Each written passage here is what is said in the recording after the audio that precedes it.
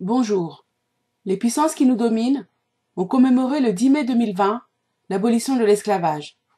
Cette date est celle de l'adoption par le Parlement, le 10 mai 2001, de la loi Taubira, reconnaissant la traite négrière transatlantique et l'esclavage comme un crime contre l'humanité. Le président de la République d'alors, Jacques Chirac, avait décidé de faire du 10 mai la journée commémorative de l'abolition de l'esclavage en métropole, car dans son esprit, au-delà de l'abolition, la journée devait engager une réflexion générale sur l'ensemble de la mémoire de l'esclavage, longtemps refoulée, pour la faire rentrer dans l'histoire de France. L'occasion aussi de s'interroger sur la façon dont la mémoire de l'esclavage pouvait trouver sa juste place dans les programmes de l'école primaire, du collège et du lycée. La volonté également de développer la connaissance scientifique de cette tragédie, enrichir le savoir, établir la vérité et sortir des polémiques inutiles. Le but assigné a-t-il été atteint? Force est de constater que non.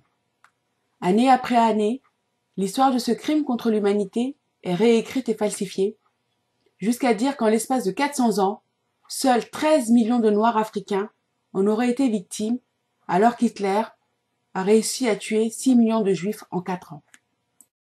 Par ailleurs, nous n'avons toujours pas été indemnisés pour les souffrances indicibles que nous avons subies et dont nous souffrons encore. Cette loi ne nous autorise pas à agir en justice contre ceux qui, volontairement, minimisent la souffrance de nos pères en enjolivant l'esclavage et en diminuant le nombre de ses victimes. Depuis l'abolition de l'esclavage, la situation sociale des afrodescendants a-t-elle beaucoup changé? Non. En France comme en Amérique, qui a aboli l'esclavage en 1865, les afrodescendants constituent la catégorie socio-professionnelle la plus défavorisée. La réussite de quelques-uns ne peut ni ne doit cacher la stagnation, voire la régression des autres. Oui, car en réalité, les Noirs ont fait un saut de puce, de l'esclavage au sous-prolétariat. Enfin, peut-on parler de l'abolition de l'esclavage sans évoquer la colonisation, qui est une continuation de cet esclavage par l'exploitation de nos pères, de nos terres et richesses, par ceux-là même qui tenaient les commandes de la traite négrière? Non, car à ce jour, nous n'avons ni souveraineté politique, ni souveraineté monétaire, car nous sommes toujours esclaves. Le coronavirus, en Europe ou en Amérique, c'est, pour des raisons très mystérieuses, délecté de nos chairs plus que celles des autres communautés.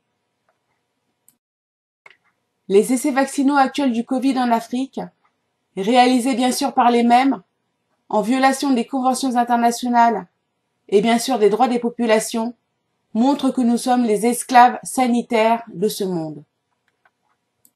Donc, que commémorons-nous le 10 mai, sinon le souvenir de la domination de nos pères, alors qu'aucun effort n'est fait pour restaurer, dans les manuels scolaires, la mémoire des civilisations prestigieuses qu'ils ont bâties avant cette déchéance et la mémoire des défaites cinglantes qu'ils ont infligées à nos oppresseurs. Que commémorons-nous le 10 mai, sinon la célébration de leur domination sur nous et nos enfants, et qui les autorise à dire, année après année, « Soyez contents des miettes que nous vous donnons aujourd'hui, car votre passé a été pire. » Voilà pourquoi je n'ai jamais participé à ces cérémonies. Si ces thématiques identitaires, centrées sur la communauté noire vous intéressent, abonnez-vous à ma chaîne, partagez mes vidéos, soutenez-moi par des pouces pour en augmenter la visibilité et activez la cloche de notification pour être informé de la publication de mes nouvelles vidéos. Merci.